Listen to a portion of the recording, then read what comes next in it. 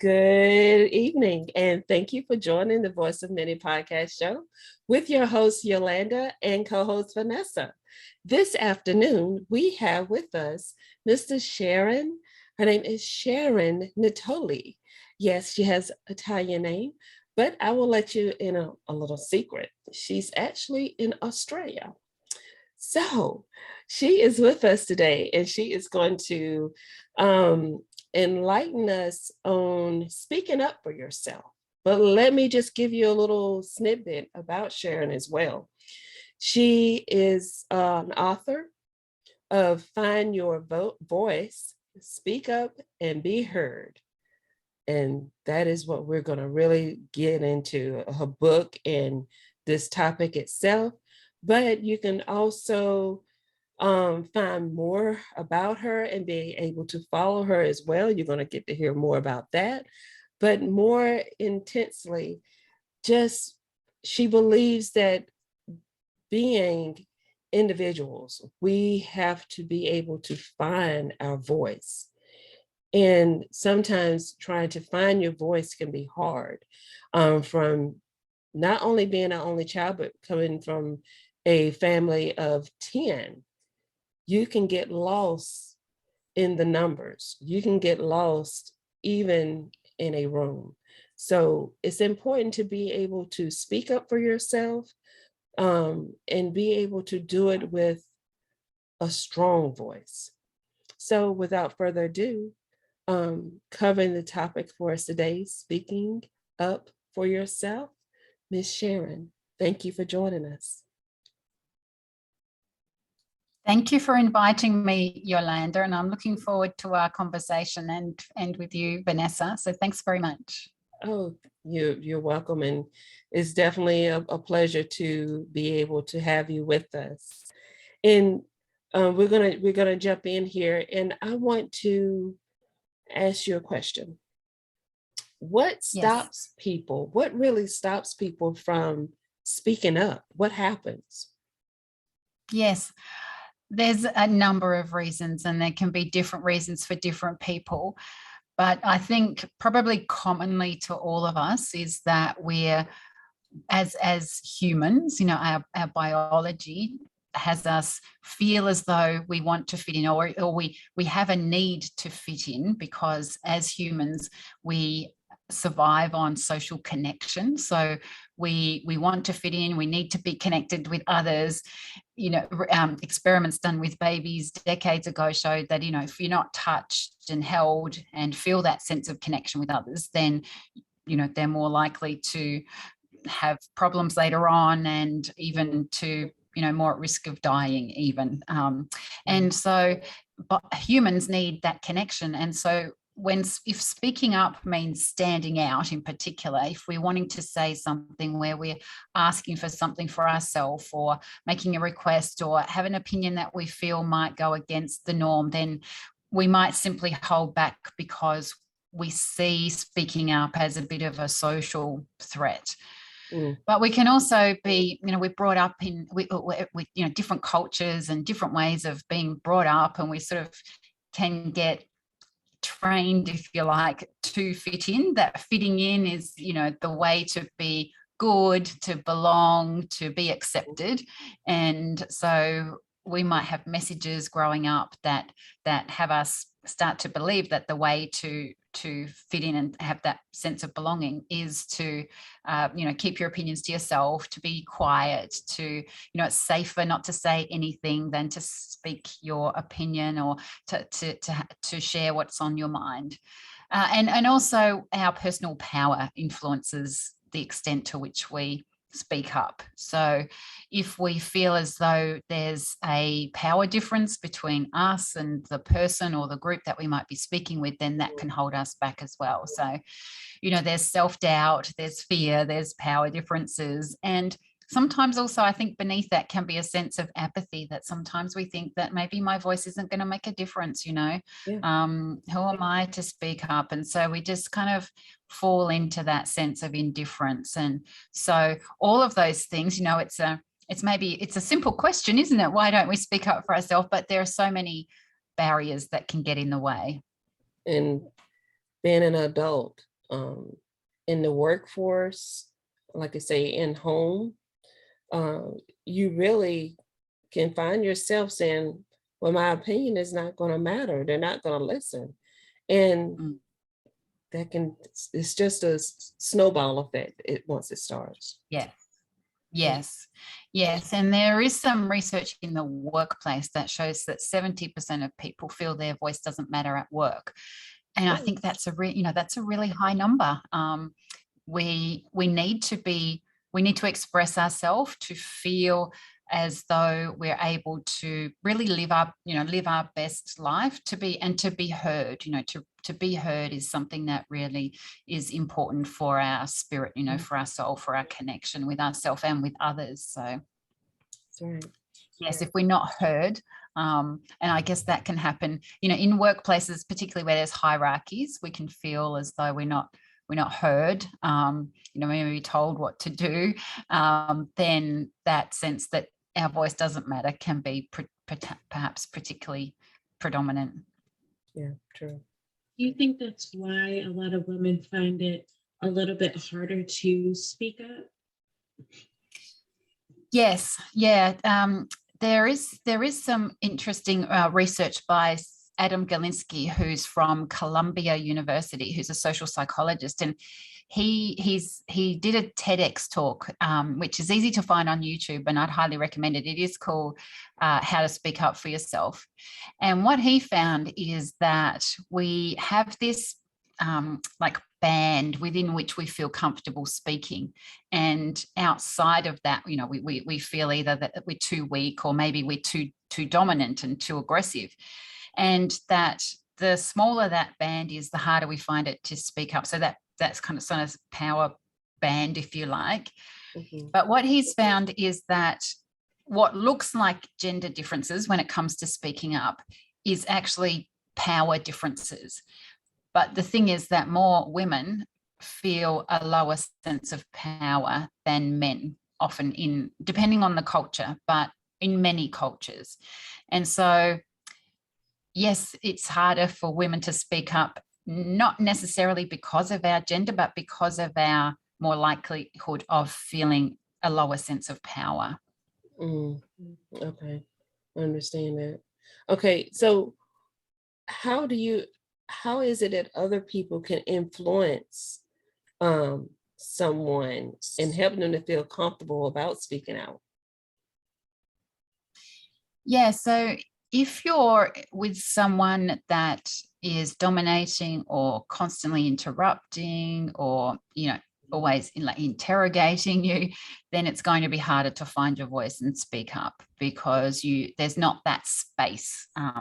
And if someone's interrupting or dominating, it can also make you feel anxious. And when you're anxious, your nervous system kicks in, and you find it harder to get clarity in your thoughts, so it's harder to speak up. But on the other hand, somebody who's encouraging, supportive, a good listener, someone who's present in the conversation, will help you to feel seen and heard, and that will make it easier to speak up. So, going back to that workplace statistic, if we have good leaders that listen and provide space and are present and acknowledging everyone and taking into account all voices, inviting people to speak up, just providing space in meetings or whatever the situation is, that can really make a big difference. And I think that everybody has something to say. Everybody's opinion is valuable, and the benefits that we get from hearing a diversity of voices are many, whether it's, creating new ideas and innovation, or whether it's helping to people feel more valued and engaged. Mm-hmm. There's many benefits to it. So yeah, people around us make a big difference to whether we speak up or not. So for someone who's having trouble speaking up, even me myself, I still struggle with it every now and then. Where should we start to find ourselves more comfortable with it, especially if the person we're talking to isn't the most open person to talk to? Yes, it's really helpful to start to build our sense of our personal power, and to help to calm ourselves down and to speak to ourselves in a compassionate way as well. So I think it's a useful starting point, certainly for me on my journey in speaking up for myself, was to really listen to what I was saying to myself and what was holding me back, and some of the unhelpful, faulty thinking that I had, that was creating self-doubt. Like, what is it that I'm saying to myself? Is it maybe my opinion's not good enough, or maybe I'm not smart enough, or maybe I'm not ready yet, maybe I'm not perfect enough. Anything that's like I'm not X enough is a thought that's worth addressing and challenging, and asking yourself, well, is that really true? Checking that against reality and starting to do some self-reflection around that. So there's things that we can do as individuals to start to build our own sense of power, and speaking to ourselves compassionately, and being accepting of ourselves, not trying to prove anything or get anywhere, but going, I'm perfectly fine the way that I am. My voice matters. My opinion counts. Can be helpful. And then when we do try and speak up, is shifting from beating ourselves up, which we often do if we're trying to do something, to lifting ourselves up and practicing encouraging ourselves. And then the other part, with other people, it's harder, of course, we can't change other people, but we can change our reaction to them, and we can also choose who we spend time with. Yes, so. Yeah, that's true. And I want to add too that if you're at work and you feel like your opinion doesn't matter, there's a time and a place to act and react. So the best action is to put your earbuds in, focus more on what you're doing. You don't have to always do the verbal reaction, but you can also do it quietly and focus, put all your energy back on what you're actually there working on. Stay focused, become more aware of your surroundings, but also become more focus driven in what you're doing.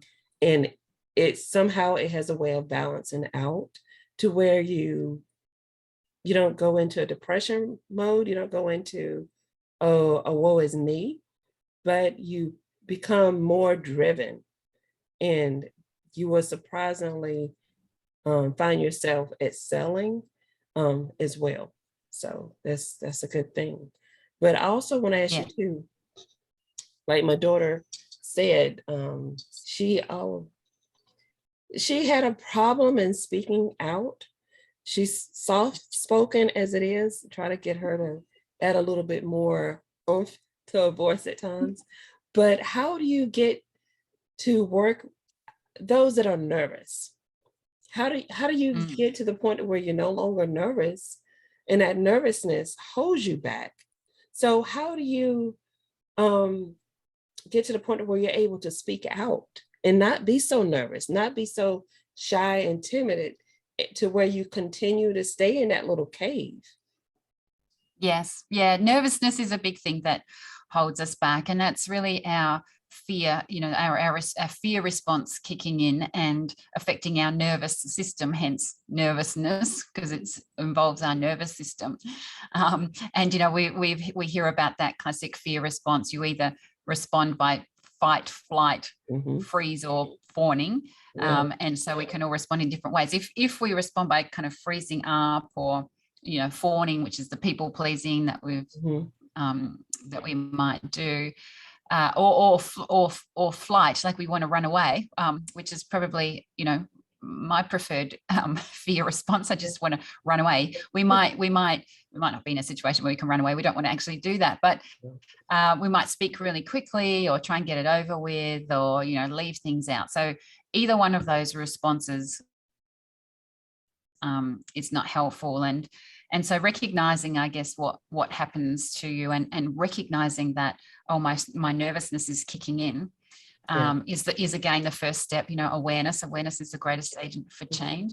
And there's a really nice immediate practice that you can do to calm your nervous system. So it's your sympathetic nervous system that gets activated when you feel, oh, if I speak out, there's some sort of a threat. So actually the first question or the first reflection would be, is this really as bad as I think it is? Is this, maybe if I'm not speaking to a pack of lions, I'm not going to get eaten up afterwards. Maybe it's not as fearful as what our nervous system tends to indicate when our heart rate increases and our palms get sweaty and that sort of thing. There's a really nice exercise which Dr. Nicola Pera is a psychologist, and it's just a little immediate exercise that's really effective, I find, for calming your nervous system, which is putting your hands on your heart and breathing in and breathing out. And as you breathe in, you say, I am calm. And as you breathe out, you say, I am at peace. And you just breathe out. And it's just like the connection to your heart with your hands and the deep breath, because breathing on its own, we know helps to increase focus and attention and reduces cortisol and adrenaline, those nervous system hormones. It just helps to drop your levels. It helps to drop you. And if you try it, and if anyone who's listening or watching, can do that, like straight away, you put your hands on your heart and just go, I am safe, I am at peace. And it's just like, oh. And so that's an immediate thing you can do wherever you are, or, if you're in a meeting with someone, even the deep breathing. But also building in quiet time for stillness, time for relaxation, moving away from that trap of busyness that we tend to get caught into, and really prioritizing time for calmness and relaxation, however that shows, or however that is for you. And that helps to just drop the baseline level of anxiety or nervousness that you might feel on a day-to-day level. I'm constantly noticing, the more aware I've become of this, is how much, I used to be like this with my, my shoulders up, and I'd just notice, and I'd go, oh gosh. And then you kind of put them up again and you go, wow, I'm living my life like, all contracted and scrunched up. No wonder it's hard to speak up, so speaking is an opening up. It's, we need to go from contraction to expansion, to have our voice, let our voice out, let our authentic self be seen and heard.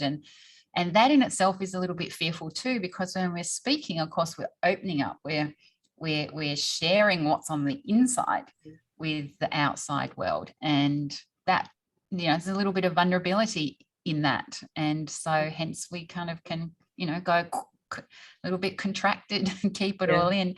So thinking of ourselves like a rose, a flower, just gradually blooming and opening up, it's a nice little metaphor.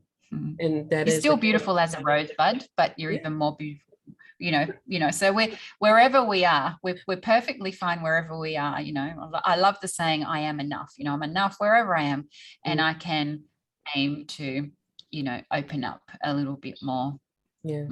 I've noticed that in myself, and if you do it so much that you don't realize that you become like hunched over to where the center of your neck, that tension.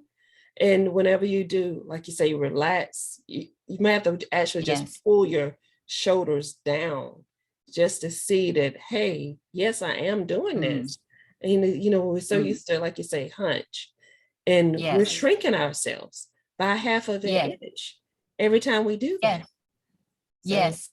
And sorry, and going back to the point about power too, we can use our body to increase our sense of power.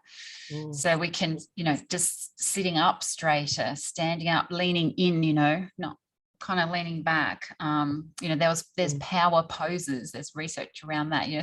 Hands on your hips, standing like Wonder Woman, like increases, you can use your body to increase your sense of power. And also your sense of, openness, like just putting your arms out, stretching them out to the side, just to remind yourself to open up. You can really tap into our body to help us speak up. and our words, being conscious of our words and using more authoritative type words, not authoritarian, but authoritative, stronger words and phrases, rather than apologetic or permission-based type words and language. That can help us to feel more powerful. I like that. I take those tips from my 4-year-old because she definitely does that all the time. She always has her hands on her hips and she will tell you exactly how she feels, what she wants, and she's unapologetic for it. Yeah. It's just how she is. Yeah, that's great. So how does, we need to stand in that place too. You know, we need to, I know, you know, again, on my journey, you start to speak up for yourself, you can feel really a little bit wobbly, you know, so we kind of got to stay in that place too and be, call it fireproof, you know. True. How does self-compassion help us to speak out a little bit better? Yeah, self-compassion, I think, is a real ace move to help us speak up. We tend to be, once we start noticing, you know, like our self-talk and what we're saying to ourselves, we know that 80% of people will speak to themselves more negatively than positively. So we spend more time dragging ourselves down than lifting ourselves up. And when we do that, to that self-criticism, it leaves us feeling more powerless and more distraught. And we think that we're motivating ourselves by saying, oh, you didn't say what you wanted to say, you know, you got to do better next time. Like, you know, kind of a rah-rah talk to ourselves. But it actually has us feel less powerful than more powerful. Whereas the voice of self-compassion and speaking to ourselves kindly, saying things like, you threw your hat in the ring, you know, well done. You put your hand up, you know, maybe you didn't say what you wanted to say, but you're practicing speaking up. You know, you've got this. Things like that, phrases like that, will leave us feeling more elevated and encouraged and help us to keep going. So help us to feel more powerful. And that's much more effective in our journey to speaking up, because it's difficult. And Vanessa, you might relate to this if, you know, this is something that is close to your heart, is that if someone just tells you to just do it, you know, or just find more courage, you know, just put yourself out there, it's not that effective, because if we could just do it, we would just do it, you know, like that that phrase. And so practicing, you know, and giving ourselves permission to practice and encouraging ourselves, just like playing basketball. If you never played basketball before, you're not going to expect to go on the court and just start throwing 3-pointers. You're going to practice and you're going to miss some and you're going to get some in. And it's the same with speaking up. We can set an intention to speak up, to have our voice heard, to practice putting our hand up, sit at the table, those sort of things. And we'll do it sometimes, but we won't do it all the time. And when we don't do it, it's saying, well, you know, I'm making progress. I'm on the journey. It's okay. I'll keep going. I'm doing the best that I can with the resources I have. Those sorts of phrases. Yeah, because that's what there is to do. Is just keep going and keep practicing, and know that you're already enough as you are. Yeah, it's just a super useful phrase. You know, I am enough. Stop striving. Don't see it as a striving or a seeking or a you know, trying to get somewhere. It's just about being the best version that you can be, living your best life. Yeah. So how do you get to where you're not so into pleasing people that where you forget to say, how you want to say it? Your no, your yes is really no, because we so trying to be people pleasers. So how do we get to the point where we really, our yes is really no, and we stand behind what we're saying? Yeah, so probably a lot of what we've spoken about links in with that in terms of growing our sense of power, but also just challenging the idea that, so people pleasing comes from the idea that if we please others, then we will belong and will fit in, when actually the opposite is true, that when we please ourselves, and we stand for ourselves, we will be more respected and belonging to ourselves. Unless we truly belong to ourselves, then it's hard to belong, to have that sense of belonging with others. And we have but two of the things that get in the way with people pleasing is the idea that if I ask for what I want, or I say what I want, that I'm being selfish. So it's challenging that thought. One of our, I guess, in our journey in life, one of the key things is to be ourselves, to bring forward the true essence of who we are. And so asking for what we want, or stating what it is that we want, sharing our genuine thoughts and our voice, is part of being our authentic self. And then the other thing is that when we people please too, we may have the idea that we need to be doing what other people tell us to do to be good, to be accepted. And if we don't, then it's a source of shame. And that's actually not true either. We need to challenge that thought, because doing what it is that we want to do, being true to ourselves, is actually our source of power. And so these beliefs about people pleasing as a way to fit in, to belong, to be good, are useful things to challenge. And then to understand our own values and to live by our values as a guidepost is helpful when it comes to people pleasing. Because if we live by our values, then we're less likely to give in. We're more likely to stand up for ourselves, to say yes when we mean yes and no when we mean no. And it does take courage, and we need to, again, also practice building the muscle of courage. Keep daring ourselves to stretch ourselves, to stand up for ourselves. So, yeah, values and boundaries, what's acceptable for me and what's not. And that's a really useful exercise to do. I mean, I'd never heard of boundaries until a few years ago. So, what am I prepared to accept as other people's behavior and the way I'm treated or spoken to or what have you, and what am I, what's outside of my boundaries. Well, Sharon, I want to ask one more thing of you.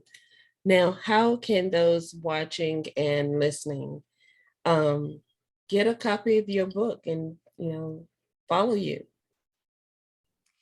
So the best place to go to is my website, which is my name, sharonnatoli.com. And the book is coming out.